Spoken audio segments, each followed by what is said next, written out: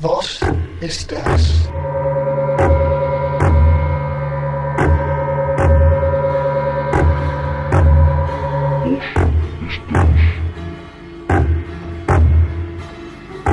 Hello there, we are here to tuck into the compilation album Menagerie 3. It's a co-release between Blackest Rainbow Records and Tor Press. I'm going to stick on this rather big, thick, chunky piece of vinyl and, as it plays, explain to you a little bit more about what this whole menagerie thing actually is all about. There we are. That might be slightly quiet perhaps. So, you probably noticed a moment ago very striking cover artwork. Now, Menagerie is not just a compilation album. It's actually a collaboration between the fields of music and art. You've got 4 musicians and 4 artists. Side A is music to inspire the artists, and side B is music inspired by art. So the 4 contributing artists are Ben Nash, who you hear now, who did loads of solo material ages ago, and since moving to London, mostly just operates through his improv unit, Chora. Then there's Twin Sister Moon and Isengrind, both separately the 2 halves of Natural Snow Buildings. And then one who's a new name to me, C Joins, Sun Ensemble. So you see, you can tell probably by his artwork that you're looking at a very striking visual document here. What actually comes inside here is sort of the fanzine, if you will, the artwork. So the artists are Jim Stoughton. That's Jim's reaction to this track. I think what we'll do is we'll whistle you through the music and the art at the same time. Oops, should be knocking the needle there. So here we have the Twin Sister Moon with the Whisperers After Dark. That's Adrian Neil's reaction to it. I'm hoping you're getting enough light there to make clear what we're looking at there. So, 4 very, very varied, talented visual artists and 4 very, very talented musicians, all bouncing off each other. So it's not your average compilation at all.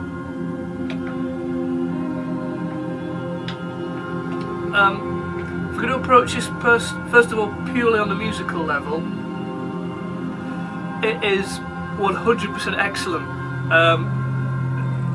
Obviously I say there's one artist there that I didn't know, but putting them up in the company of Ben Nash and both halves of Natural Snow Buildings, you're automatically there onto a winner. Moving it along, we'll take you into the company of Isengrind now. This is the track The Stone Breads of Golden Blankets. Now I know this one's not going to show up very well, but Simon Fowler has done his artwork of the same title there. It's really difficult to see though. It's one of those pictures that the shading on it is really, really subtle. There are all these different little tones. So I bet you look at it on camera there, it just looks like a blank sheet, but actually you can see strange snowy mountains and peaks. Actually I'm betting you couldn't really see Adrian Neil's drawing, but the pencil drawing in there is quite exquisite. Beautiful attention to detail there. Quite a sort of phallic root of a plant growing, and inside the pod is this oriental landscape. And we'll obviously keep things toddling along. We'll take you along to the last track on side A, the last of the tracks that inspired art. This is C Joins. His track is called Pied Crow and the Stratotone, and there's Jake Blanchard's response. The artist Jake Blanchard, by the way, is the guy behind Tor Press, presumably the instigator of this project. I know you probably can't quite make out really through the little mobile phone camera. This is it might be a small little booklet, but it is very, very glossy. So these gorgeous images are there, leaping out and burning into your eyeball. Now, when you turn over the record to side B, you turn over the booklet as well, and start again from the inside as well, which I think is a nice, lovely little reflection of the way the vinyl works, where you flip over the vinyl. So let's flip it, shall we? This is where we have music which is made in reaction to the art.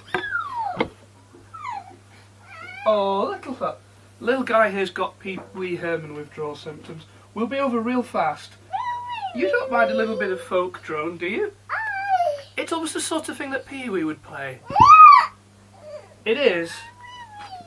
Oh.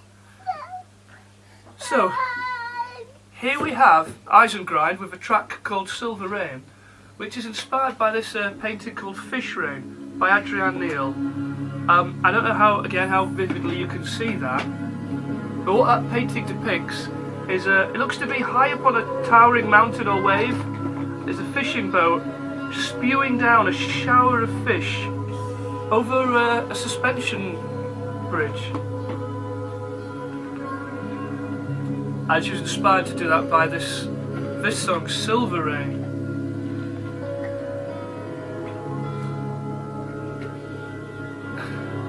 So someone gets shoving his backside into me.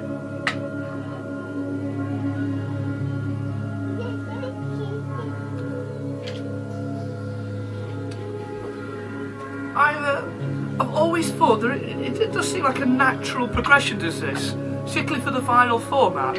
I've always thought us people who favour the vinyl format, while we may do it out of nostalgia, we may do it out of a lovely warm sound of vinyl, one thing that everyone always agrees on is that when you get a really good bit of cover artwork, having it there 12 by 12 is a wonderful thing.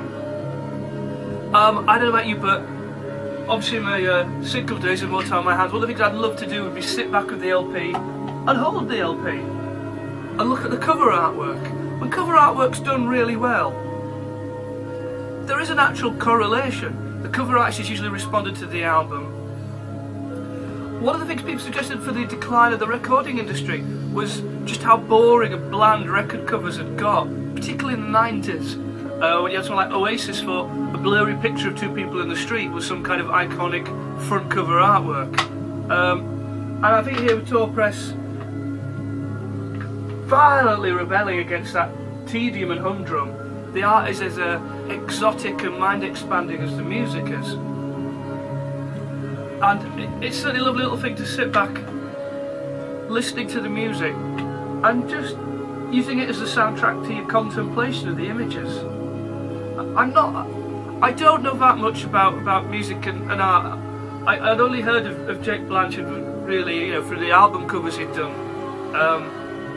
So I'm not an expert on it, but all four of these artists, I just find them a joy and a pleasure to sit down there and gaze at.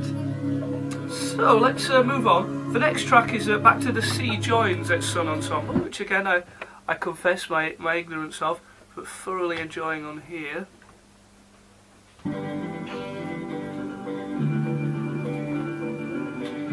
They were inspired by this utterly remarkable Jim Stotton illustration, and I'm hoping Jim's work can...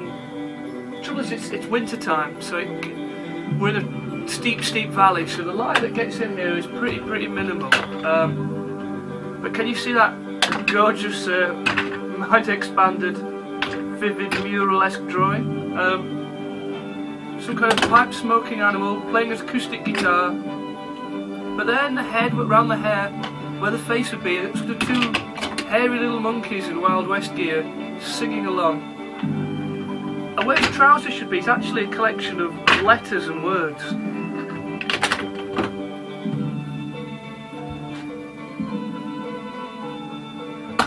Okay, well, next up, Twin Sister Moon with the track Awaken Again.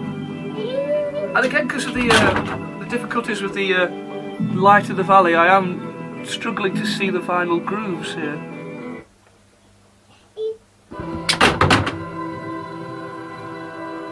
So, Twin Sister Moon at Menagerie, he was inspired to make this by Jake Blanchard's illustration Awakened Again, which it looks like some kind of Mayan apocalypse being carried out there. It's very, very dark colours, so I am hoping that you can see this. And one of the reasons that this seemed like such an obvious choice for the video review is because of the, well, it's a word that's always been much abused ever since the early 90s, but screw it, let's use it. Multimedia. It's multimedia, let's call a spade a spade. It's sound and vision. And they really are working off each other. And both to such high standards as well.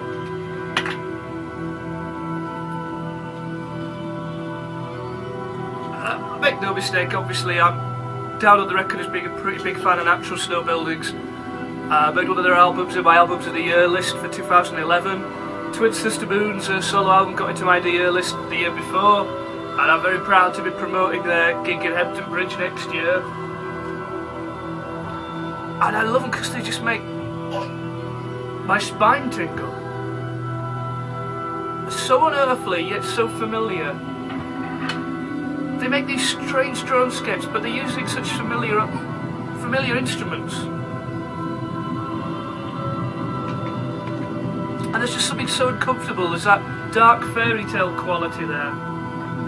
So it makes them absolutely perfectly suited to this project.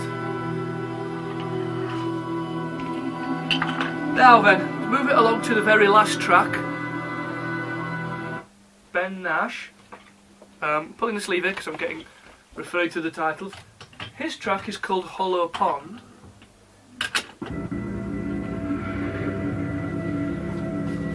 And it's created in reaction to this beautiful black and white pencil drawing. It's just so detailed. So it's by Simon Fowler.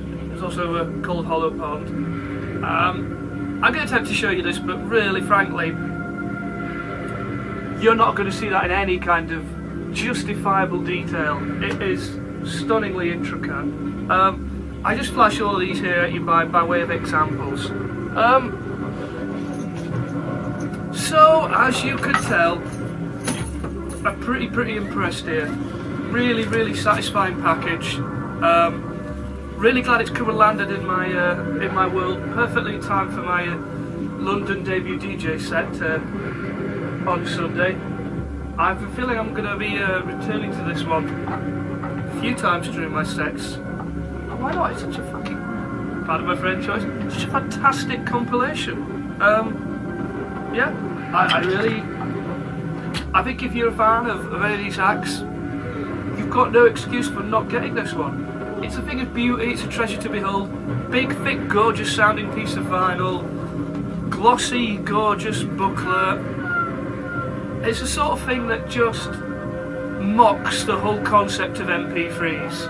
You know, someone might go and upload this to the internet somewhere as a bunch of little MP3s that they've tried to convert from the vinyl. It'll sound wank, it'll have no vision side to it.